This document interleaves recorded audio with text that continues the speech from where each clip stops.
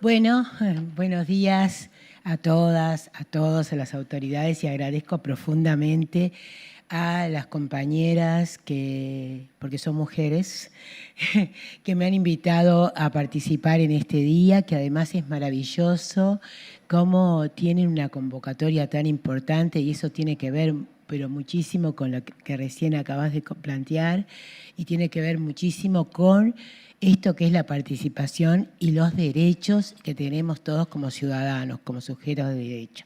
Así que bueno, acá empezaremos a charlar un poquito. Lo que hice fue como dividir en tres partes mi exposición, un poco para hablar de salud otra vez, como para que realmente entendamos esto que acabamos de charlar. También vamos a hablar de salud mental y, por supuesto, de la integración de la medicina integrativa en estos temas.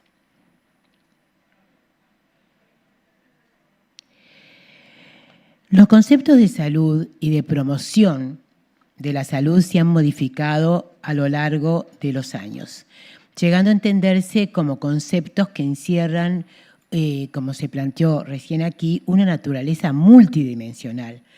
Tanto la biomedicina, la medicina heteropática o hegemónica, como las medicinas tradicionales, complementarias e integrativas y las terapias afines, brindan herramientas para trabajar en el área de la promoción de la salud. Sin embargo, cabe resaltar que las medicinas tradicional, complementaria e integrativa, que incluyen, como vamos a ver, un grupo tanto de sistemas médicos como de métodos terapéuticos, tenemos un enfoque y comprensión holística o integral de la salud y de sus determinantes, por lo cual pueden ser un punto de apoyo importante en las estrategias de promoción de salud. Como vemos acá, existen diversos modelos que han definido la salud. Por ejemplo, el modelo biomédico, que define la salud como una ausencia de enfermedad o discapacidad. El modelo de salud definido por la Organización Mundial de la Salud, que define la salud como un estado de completo bienestar físico, mental y social, y por supuesto que agregamos espiritual, y no simplemente ausencia de enfermedad o dolencia. De igual manera está el modelo ambiental, que define la salud como el producto de una relación armonizada entre el hombre y su ecología. El modelo de bienestar, que define la salud como una aptitud personal óptima para una vida creativa, plena y fructífera, donde existe un importante vínculo entre la mente y el cuerpo.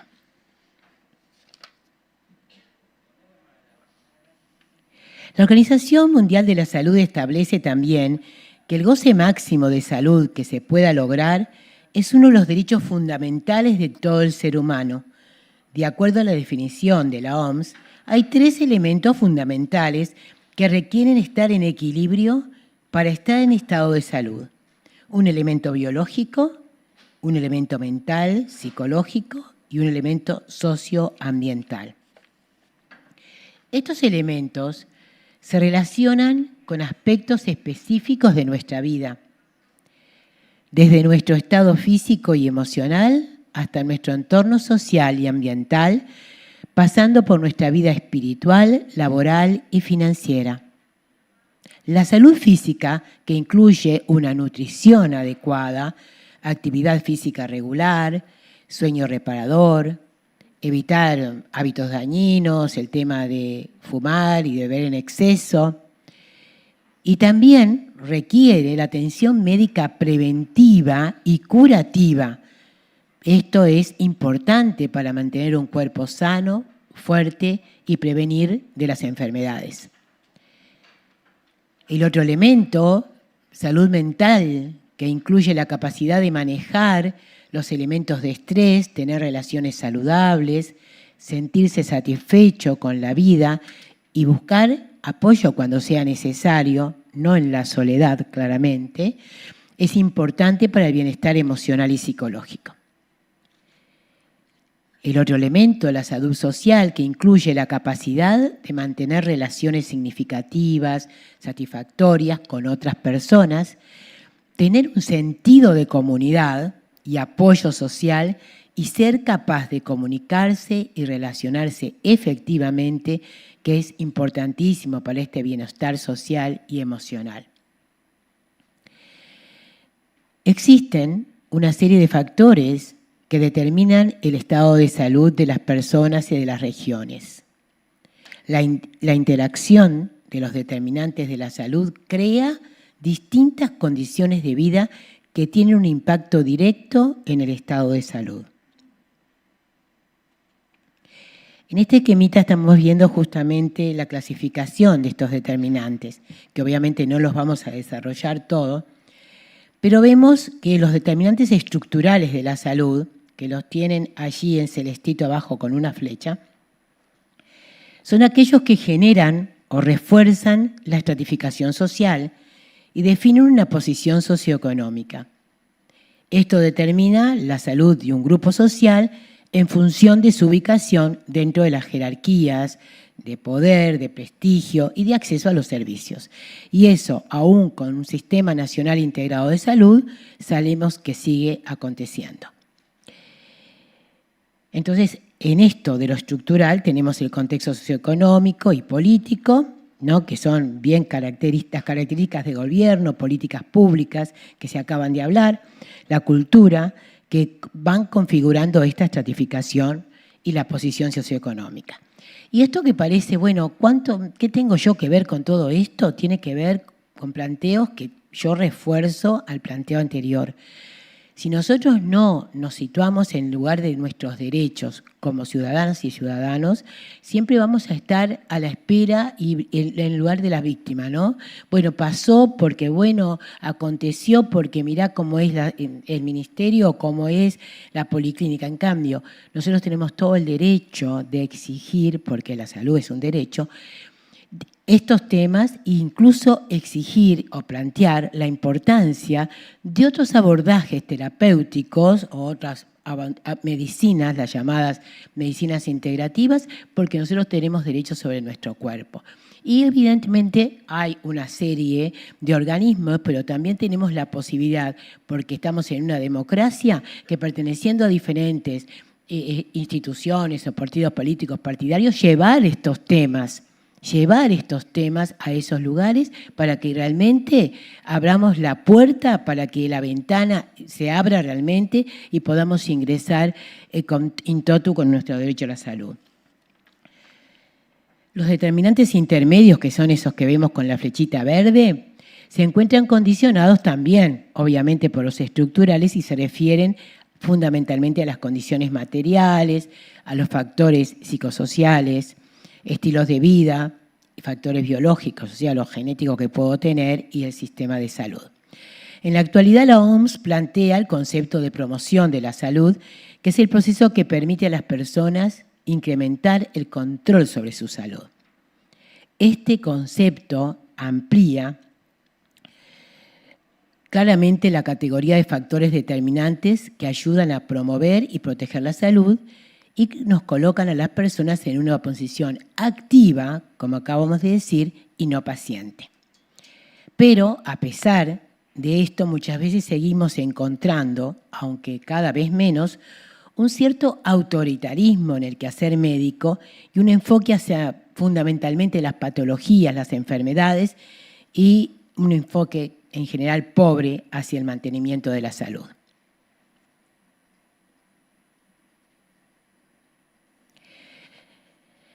Las medicinas tradicionales complementarias e integrativas y terapias afines son un grupo de sistemas médicos y métodos terapéuticos que tienen origen y propuestas terapéuticas diferentes entre sí, comparten toda una mirada compleja de la salud, intercultural e integral de la salud. Y fundamentalmente en lo que tiene que ver con la salud y enfermedad y su relación. Dentro del grupo de las medicinas tradicional, complementaria e alternativa, como les mencioné antes, existen dos grandes componentes, que son primero los sistemas médicos complejos o racionalidades y en segunda instancia las terapias afines o métodos terapéuticos. O sea, en este esquema ustedes ven en la parte superior los sistemas médicos integrales que se construyen con base a sistemas completos de teoría y de práctica y que han evolucionado de manera separada en la medicina convencional. Y los que proceden de la cultura oriental, la medicina ayurveda, el yoga, la medicina tradicional china y la acupuntura. Y de la cultura occidental, la medicina homeopática y la medicina naturalista. Y después más abajo tenemos una serie de medicinas de intervenciones en mente y cuerpo que son orientadas a afianzar la capacidad de la mente para influir sobre la función y los sistemas corporales. Entonces ahí vemos desde la meditación y la hipnosis, la musicoterapia y otras más. Y más abajo seguimos, o sea, todas técnicas, terapias biológicas, terapias de manipulación basadas en el cuerpo, o sea, en las biológicas tenemos las esencias florales, las terapias de hierbas, ciertas dietas, y bueno, allí pusieron el cartílago de tiburón, pero hay muchas más de esta línea. Terapias de manipulación basadas en el cuerpo, como el masaje, la osteopatía, sobre la base de la energía, el reiki, los toques terapéuticos, entre muchas de las técnicas que se encuentran.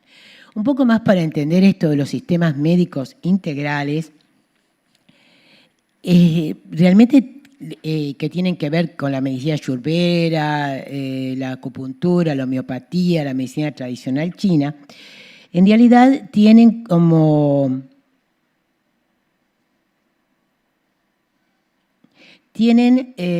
cumplen 5 dimensiones. Por un lado, tomamos en cuenta la morfología, o sea, la anatomía que define la estructura y forma de organización de nuestro cuerpo. Por otro lado, tomamos la dinámica vital humana, ¿no? Todo eso que hace que realmente nosotros en este momento estemos acá y que estemos generando estos vínculos que estamos generando, que sin esa energía no vamos a hacer, que en realidad, desde el punto de vista de la medicina, es la fisiología que define el movimiento de esta vitalidad, su equilibrio o desequilibrio en el cuerpo, sus orígenes y sus causas. Un tercer elemento que toma estas medicinas integrales es que tenemos una doctrina. Existe siempre una doctrina médica. Cuando nos formamos como médicos no nos enseñan la doctrina médica, pero existe en absolutamente todas estas prácticas, esta doctrina médica que en este caso define en cada sistema qué es el proceso de salud, enfermedad, qué enfermedad o dolencia es en sus orígenes o causas, qué somos capaces de tratar y curar, y qué pertenece o no a la clínica y más. Otro de los puntos que toman estas medicinas es el diagnóstico. Y cada una tiene un sistema de diagnóstico mediante el cual se determina si existe o no un proceso mórbido, su naturaleza, fase y probable evolución, origen o causa. En este sentido, entonces, habitualmente en la medicina convencional el diagnóstico se basa en algunos elementos que tenemos protocolizados, que marcan cuál es la patología, pedimos exámenes paraclínicos y otras cosas, pero bueno, ahí tenemos un diagnóstico positivo o diagnósticos diferenciales.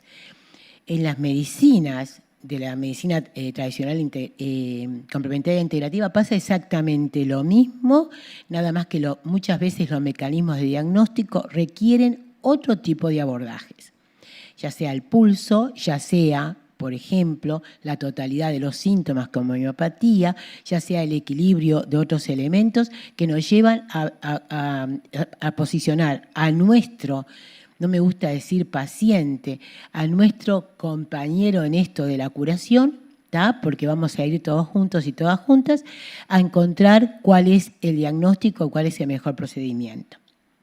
Y por supuesto, entonces, un quinto elemento que es el sistema terapéutico, mediante el cual se determinan las formas de intervención adecuadas para cada proceso mórbido o enfermedad identificado en ese diagnóstico.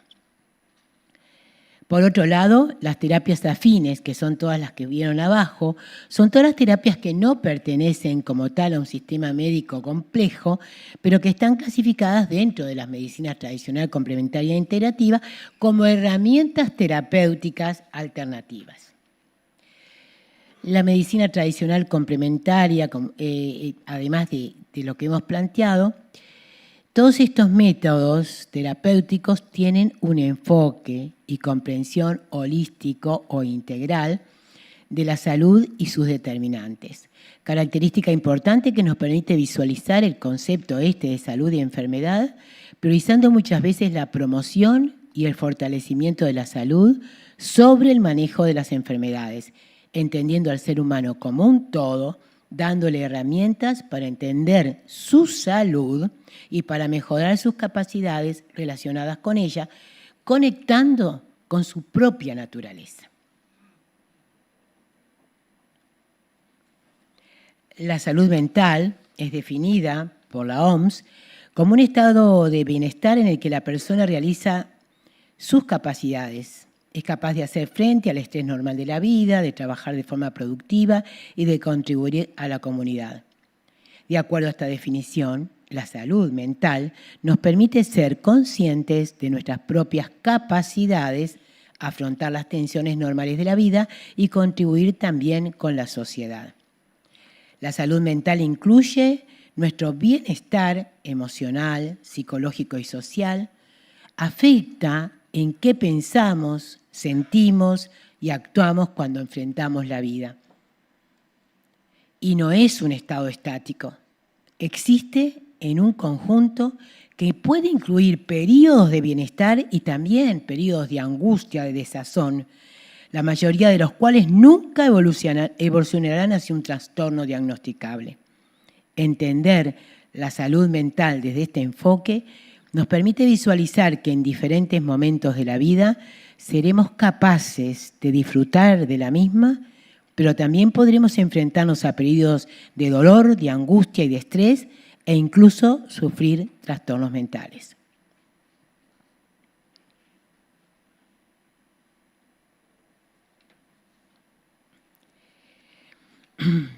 Como dijimos entonces, la salud mental es el bienestar emocional, psicofísico y social. La entendemos entonces desde su multidimensionalidad y desde una perspectiva de desarrollo integral humano. El bienestar es el estado positivo de una persona que puede definirse a partir de una serie de dimensiones como las que vemos aquí. Por un lado, y es fundamental, el bienestar intrapersonal. Son nuestros pensamientos, emociones positivas como la esperanza, la tranquilidad, la autoestima y la autoconfianza. Por otro lado, el bienestar interpersonal, que son las relaciones positivas que nos enriquecen, el pertenecer a un grupo, la capacidad de sostener vínculos cercanos. Y por supuesto, el bienestar tiene que ver con nuestras habilidades y conocimientos, la capacidad de aprender, de tomar decisiones positivas, de buscar y ubicarnos en el trabajo y la tarea que nos complace y además poder manejar los temas que no nos complacen. Aquí vemos la influencia que tiene nuestra salud mental, obviamente también los determinantes sociales de la salud que vimos antes, ¿no? Porque obviamente donde estemos en una sociedad enferma o que no nos podamos ubicar, va necesariamente a pegarnos, no necesariamente quizás generemos un trastorno mental, pero vamos a tener afectado nuestra salud mental y vamos quizá a no poder manejar los niveles de estrés o las contrariedades. Y por supuesto, la salud mental es además un derecho humano fundamental y un elemento esencial para el desarrollo humano y de la comunidad. Por lo cual, evidentemente, no tenemos que pensar en como trastornos mentales, sino que tenemos que pensar en cuidar nuestra salud mental. Los problemas de la salud mental, los llamados trastornos mentales, Situarnos en este lugar es fundamental entender que los problemas de la salud mental como una parte de nuestra vida y una circunstancia que debemos transitar como otras patologías. Una enfermedad mental es una alteración de tipo emocional o cognitivo y del comportamiento en el que quedan afectados procesos psicológicos básicos como la emoción, la motivación, la memoria, la conciencia, la conducta, la percepción, el aprendizaje y el lenguaje, lo cual dificulta a la persona su adaptación al entorno social y se asocian en general con sentimientos de angustia o de desasosiego. Los problemas de salud mental son tratables y la gran mayoría recuperables. Jamás deben vivirse como una condición vergonzante. Sus causas son probablemente múltiples y en algunos casos son desconocidas. Según la Organización Mundial de la Salud, una de cada 4 personas presenta o presentará un problema de salud mental a lo largo de la vida. Aunque puede haber personas con más predisposición genética que otras, los factores ambientales pueden afectar de forma determinante la aparición de trastornos mentales, por lo que todas y todos estamos expuestos a ellos. Se han señalado algunos determinantes de la salud mental, como los factores biológicos, como los genes o la neuroquímica, experiencias de vida, o sea, todo lo traumático, el abuso. Fíjense en lo que estamos viviendo ahora con el tema de las guerras, las situaciones locales, mundiales, antecedentes familiares de problemas de salud mental, el estilo de vida, o sea, la dieta, sí o no, actividad física, el consumo de sustancias. Pero también tenemos los elementos de protección, que son esas interacciones sociales positivas, la educación, el trabajo calificado, me refiero a ese trabajo en el cual yo me siento emocionalmente bien, que en algún momento se llamó trabajo decente, cosa que me cuesta mucho decir porque indecente no sé cuál es.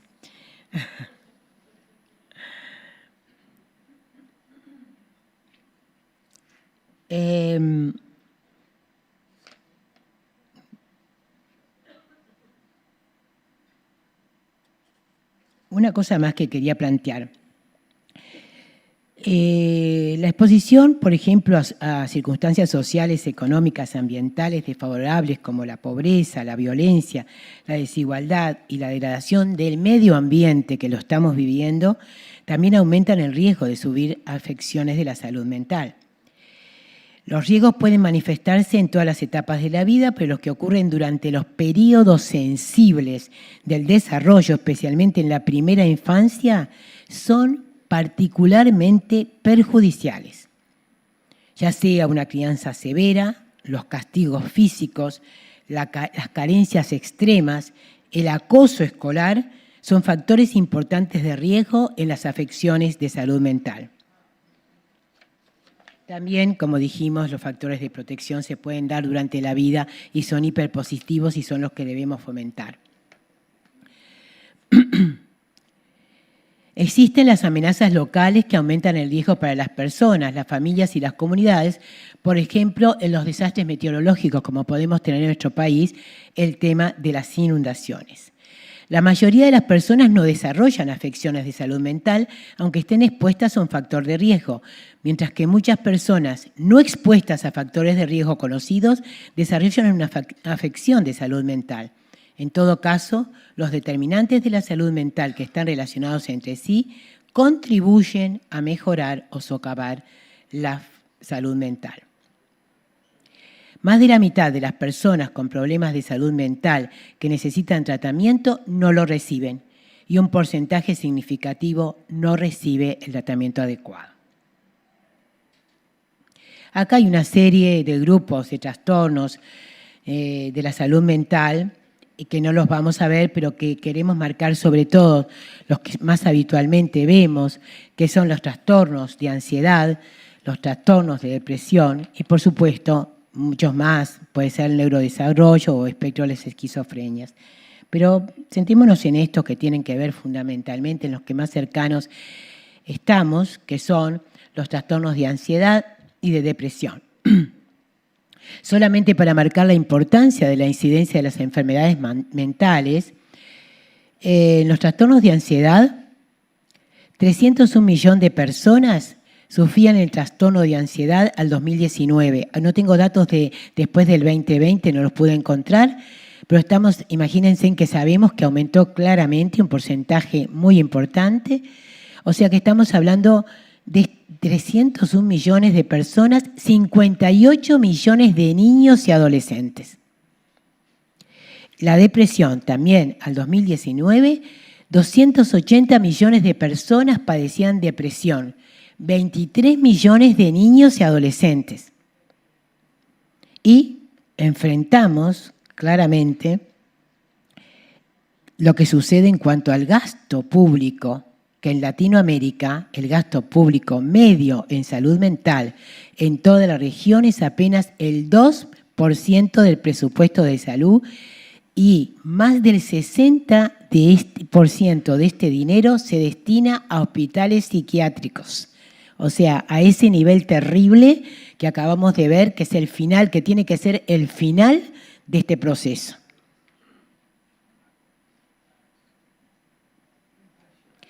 Bueno, homeopatía y salud mental. La importancia de la homeopatía dentro de la medicina fundamentalmente consiste en presentarse como una reforma, especialmente en la visión globalitaria que tenemos en homeopatía de la salud del hombre. Es decir, no hacemos una distinción entre la salud psíquica o mental y la salud física. La ruptura con esta visión dicotómica que se tiene en la medicina convencional o heteropática es una de las características de la reforma establecida por Samuel Hahnemann en el quehacer médico que constituye la medicina homeopática. Hay que considerar, como apunta Hahnemann en su parágrafo 210 de su Organon, que en todas las enfermedades corporales siempre se modifica el estado mental, siendo misión del médico el descubrir cuáles son estas modificaciones y valorarlas adecuadamente para poder curar de verdad, devolviendo al sujeto el estado de salud. Claramente, en cualquiera de nuestras patologías, hasta en una mínima lesión que podemos tener al tropezar o una injuria, tenemos un cambio mental. Entonces, los homeópatas preguntamos, cuando pasó esto, ¿usted cómo se sentía? ¿Cómo se sintió? ¿Qué pasó antes? Y habitualmente encontramos un trastorno sucedieron una serie de situaciones que podrán desencadenar o no en enfermedades crónicas o simplemente en enfermedades agudas que muchas veces son autocurables. Si entendemos que la psiquiatría se ocupa del estudio y tratamiento de las enfermedades mentales dentro de la concepción homeopática, valoramos mucho las modificaciones del estado mental, ya que nos ayudan a individualizar el padecimiento, a comprender al enfermo y de esta forma encontrar un remedio verdaderamente curativo que establezca su estado de salud, tanto en lo mental como en lo biológico. A ver si te entiende esto que acabo de decir. La presentación de los síntomas del paciente que tiene un trastorno de salud mental para el homeópata son muy ricos, porque junto con la constitución del paciente vamos a tener una sintomatología total que vamos a presentar a la experimentación pura de las sustancias y buscar la similitud con el cuadro de ese paciente que va a ser la herramienta de curación. Y en el caso que no sea posible, de una buena paliación.